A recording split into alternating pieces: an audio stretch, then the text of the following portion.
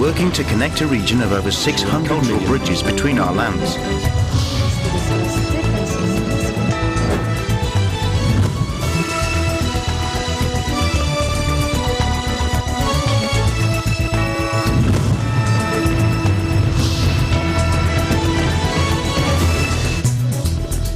Hello and welcome to ASEAN in Focus. I'm Maricar Velasco delivering to you the latest news in and around the ASEAN region. On today's headlines, Japanese investors can expect a competitive and corruption-free business climate in the Philippines, President Rodrigo Duterte said on Wednesday, vowing to kill all forms of corruption in government. An official of the National Economic and Development Authority, or Neda, hopes that the measures seeking to increase the excise tax or taxes on tobacco products will be passed in June. One of the two strategic sealift vessels of the Philippine Navy, the VRP Firelock, will undergo dry docking and other related repairs.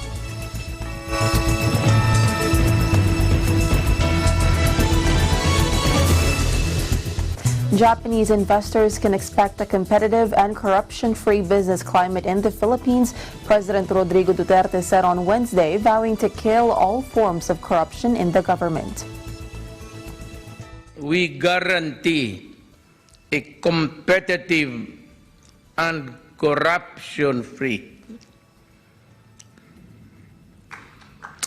business climate and a high-skilled and fast-learning workforce. Duterte urged Japanese investors to report to him any complaint regarding hindrances, obstruction, or outright corruption, and he would ask his cabinet members to respond to it immediately.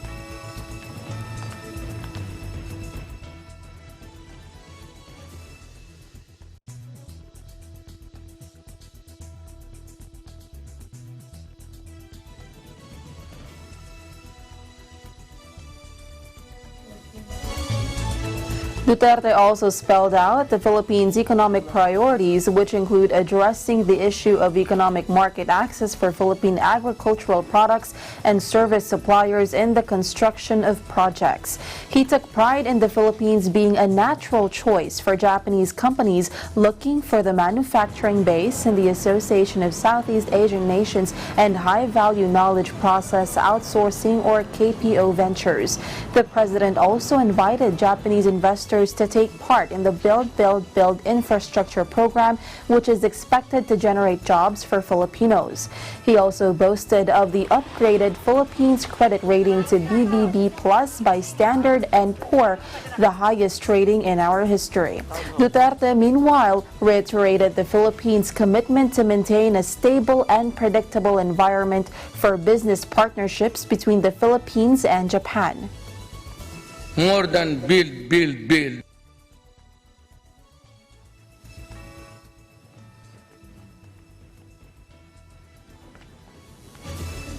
Duterte is currently in Tokyo, Japan, to attend the 25th Nikkei conference on the future of Asia. The president's trip has yielded a total of 26 business agreements and letters of intent worth 288.89 billion pesos signed between Philippines and Japanese companies. May we now call the second batch to join the president. Defense Secretary Delfin Lorenzana is right in saying that the ouster plot against President Rodrigo Duterte is not credible, Malacanang said on Wednesday. Presidential spokesperson Salvador backed Lorenzana's earlier statement, dismissing any plot to oust Duterte since there is no evidence that it has the support from military and police. There is no inconsistency on what the DND secretary said. He said for a plot to oust the president, plotter has to get support of military and police, according to Panelo. Since there is no showing in the military intelligence that there is evidence of recruitment, then it is not a credible plot, he added. Panelo, however, emphasized that Lorenzana did not exactly deny the idea of an ouster plot, but tagged it as incapable of succeeding. What he means is the plot is not capable of being successful, but that is not to say that there is no plot to oust him, according to Panelo. Despite burying a series of matrices tagging the Liberal Party, Magdalo Group, and members of the media in a plot to discredit the president, Panelo said this did not mean that it had support from military and police. The president said there was a plot by the personalities and groups identified in the matrix. He did not say that there is support from the military and the police, according to Panelo. His exposing it to the public has preempted the realization of the plot, he added. Earlier, Panelo defended the release of the matrices, saying the public deserved to know about ouster plots against the leadership of their government. He said the matrices were barred to simply show plotters that the Duterte administration is aware of their conspiracy. The matrix was disclosed to the public for the ringleaders and their co-plotters to know that they know to put them on notice that pursuing their plan by committing overt acts punishable by law will open themselves to criminal prosecution.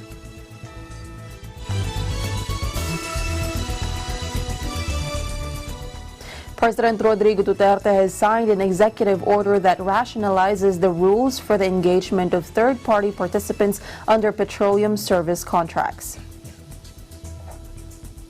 Under Executive Number 80, signed on Tuesday, May 28, Duterte allowed the PNOC Exploration Corporation, the upstream oil and gas subsidiary of the Philippine National Oil Company, to enter into farm-in, farm-out agreements.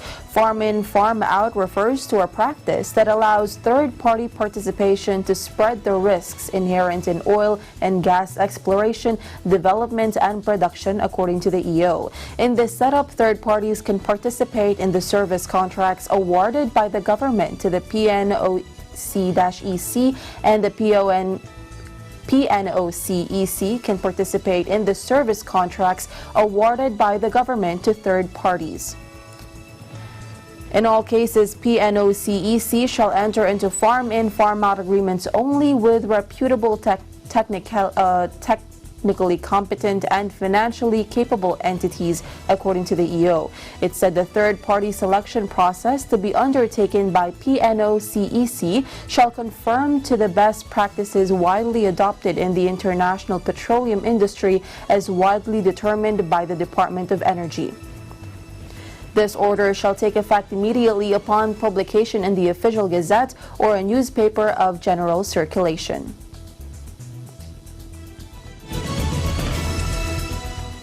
The group of Filipino engineers residing near the conflict zone in Libya and who have been incommunicado for the past few days are all safe and accounted for, a ranking official of the Philippine Embassy in Tripoli reported Thursday.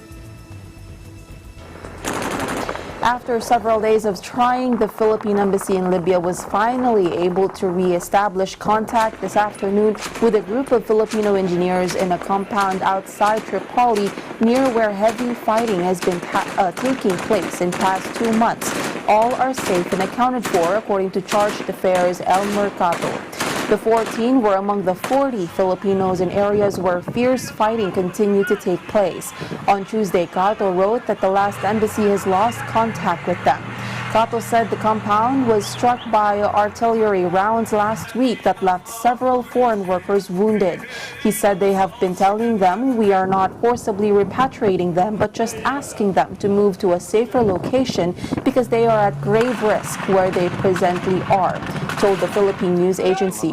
At present, there are around 1,000 Filipinos still in Tripoli. As of May 30, a total of 70 have been repatriated since intense fighting broke out between forces of the UN-backed government in Libya and the Libyan National Army led by Khalifa Haftar.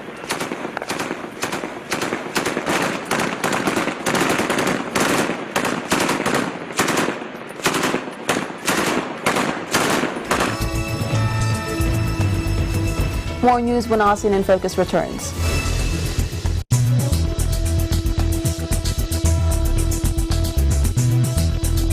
Gorgeous white sandy beaches that stay cool to touch even on the hottest summer days, blue-green ocean waves, and the warm ocean breeze, there's no wonder why Dr. Beach has named Siesta Key, Florida, the #1 beach in the United States.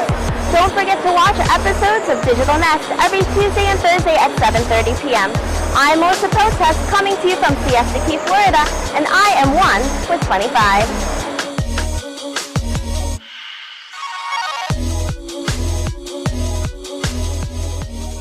Pep News, Linggo, alas 4 hanggang alas 5 ng hapon.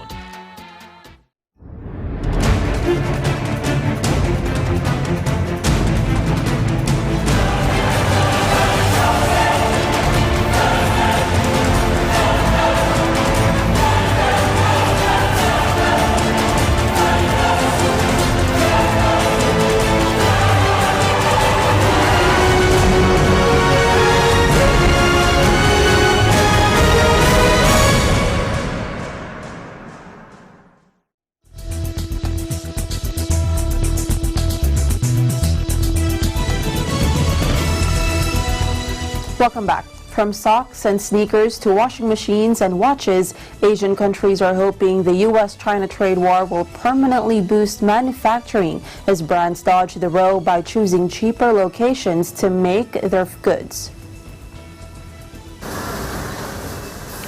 Business has fanned out from China, often referred to as the factory of the world, into Vietnam, Cambodia, India, and Indonesia for years. However, the shift has accelerated as the world's two biggest economies slap tit-for-tat tariffs on each other. Do cái ảnh hưởng của chiến tranh thương mại giữa Mỹ và Trung Quốc dẫn đến là một số những cái ngành kinh tế của Việt Nam cũng được hưởng lợi. Trong đó thì đặc biệt là cái ngành hàng may mặc của chúng tôi. Ngay sau khi Mỹ áp những cái dòng thuế vào các mặt hàng của Trung Quốc thì họ nghĩ ngay đến Việt Nam, bởi vì giữa Việt Nam và Trung Quốc thì cái địa lý cũng tương đối gần. Cái việc dịch chuyển nguyên phụ liệu từ Trung Quốc sang Việt Nam và từ Việt Nam xuất khẩu sang Mỹ hay là từ Trung Quốc xuất khẩu sang Mỹ thì thời gian nó cũng tương đương. Cho nên là More than 40% of U.S. companies in China are now considering moving or have already done so, mainly to Southeast Asia or Mexico, according to a poll this month from the American Chamber of Commerce in China. However, the shift is not expected to be seamless. While Southeast Asia offers low-cost labor, monthly factory salaries are about $290 in Vietnam and $180 in Cambodia and Indonesia. Compared to around $540 in China, workers are less experienced. With no end to the trade war in sight, analysts say the manufacturing shift out of China is likely to continue and could redefine long-entrenched global trade patterns. U.S. companies and consumers may also get the short end of the stick. Higher tariffs on goods out of China means the average American will likely have to pay more for a pair of Nike sneakers or Levi's jeans. And if Trump was hoping to drive U.S. manufacturers back home by imposing those tariffs as part of his Make America Great Again clarion call, he's not likely to get his wish. American industries and wages are not set up for low-cost manufacturing on the scale of China. Instead, countries like Vietnam are likely to continue scooping up those jobs. Thì nhờ có thêm các cái đơn đặt hàng của các công ty bạn đầu tư vào Việt Nam nhiều thì chúng tôi sẽ có nhiều công ăn việc làm và sẽ thu nhập của chúng tôi sẽ được cải thiện dần lên ạ.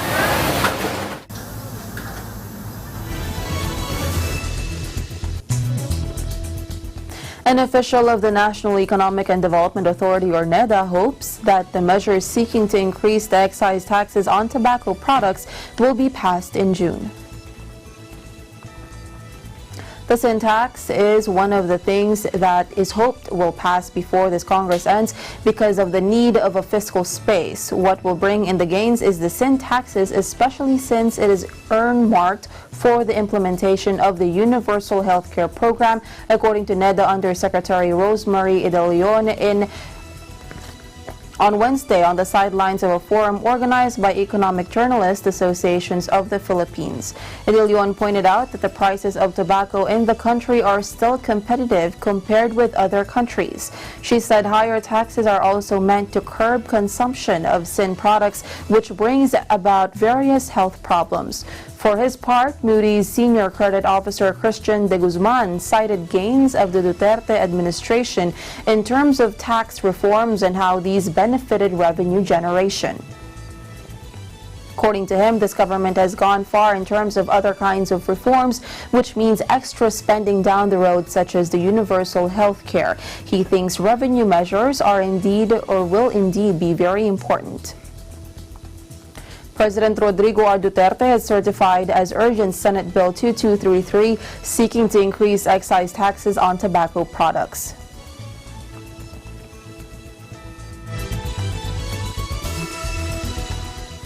One of the two strategic sealift vessels of the Philippine Navy, the VRP Firelock, will undergo dry docking and other related repairs. This was bared in a bid bulletin posted at the Philippine Government Electronic Procurement System website by the PN Bids and Awards Committee Secretariat. Dry docking refers to repairs when a vessel is brought to a service yard so that the submerged portions of its hull can be cleaned or inspected. The budget for the project is placed at 145.43 million pesos. Winning bidders must be able to complete the dry docking and other related repairs by 120 days. The issuance of the bidding document is from May 16 to June 6, according to Bids and Awards Committee Secretariat Head Lieutenant Raymond A. Roldan in the bulletin. VRP Firelock has an overall length of 120 meters, breadth of 21 meters, draft of 5 meters, and carry a payload of 2,800 tons. She has a cruising speed of 13 knots and a maximum speed of 16 knots and a minimum operating range of 7,500 nautical miles. The ship has a complement of 121 officers and enlisted personnel. VRP Firelock was commissioned on PN service June 1, 2016. She can carry 500 troops, 2 rigid hull inflatable boats, 2 landing crafts units, and 3 helicopters.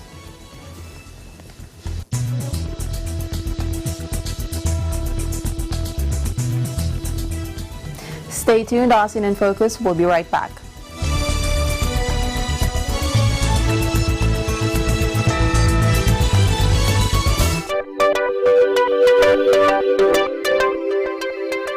Net25 is now available on OSN, the largest entertainment network in the Middle East and North Africa. Watch your favorite Net25 shows on OSN Channel 725, same day as the Philippines. Net25 shows live and on demand anytime, anywhere, on any mobile device on OSN Play.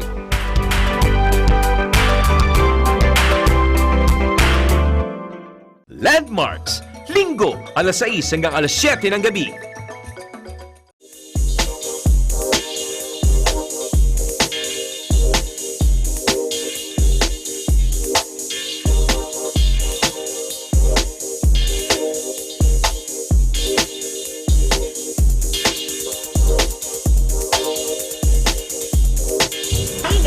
Behind me is what we call VRP, one of the most famous landmarks here in Stavanger, Norway. And if you want to see more of the tourist spots like this, just tune into Digital Nest every Tuesday and Thursday, 7:30 p.m. I am managing Mihia from Stavanger, Norway, always fun with 25.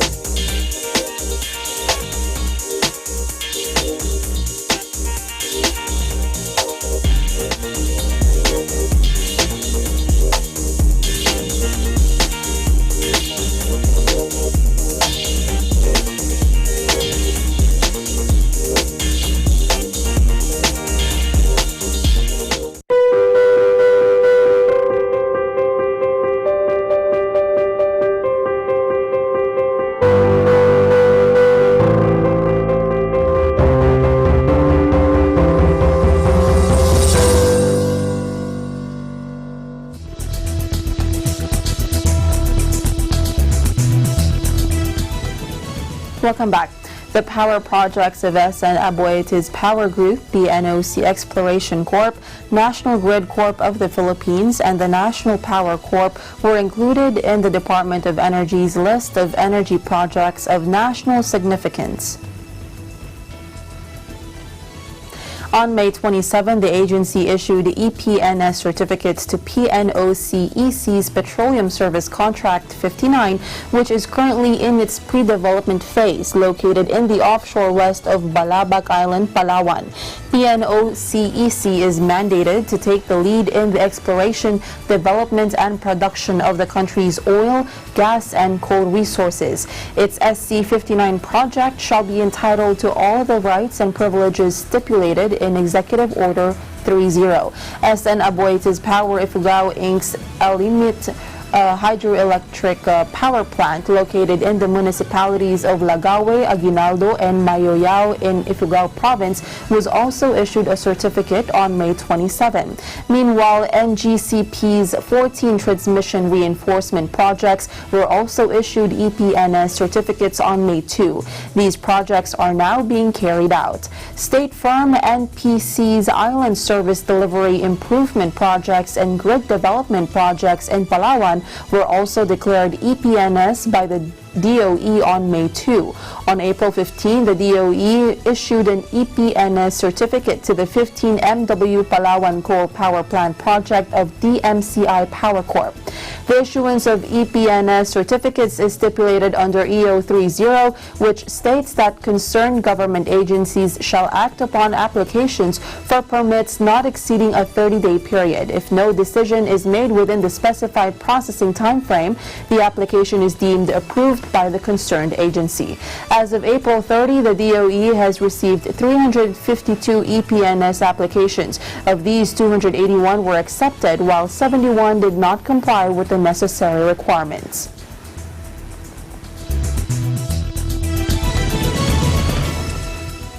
And that is the latest news in the Southeast Asian nations. Stay updated about the ASEAN region. I'm Maricar Velasco and I am 1 with 25.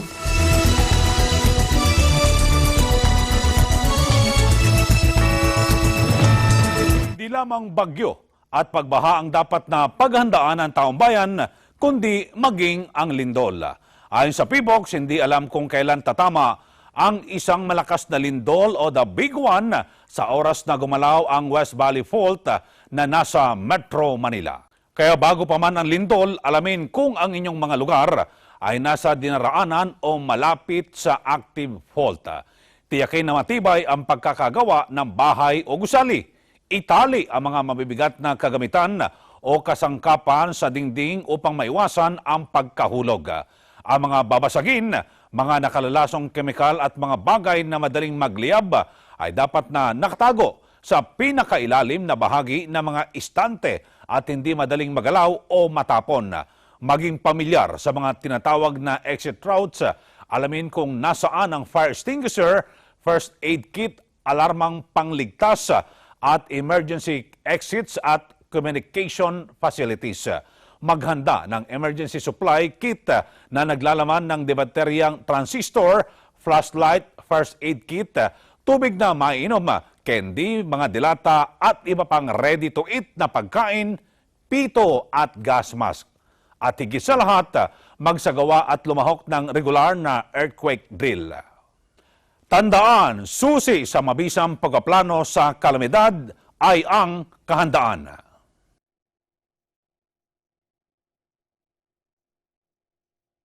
Celebrating its golden anniversary, Eagle Broadcasting Corporation has conducted various public service projects under the theme EBC Cares, Enabling a Better Community, representing its portals. Net 25, Radyo Aguila, Pinas FM, Eagle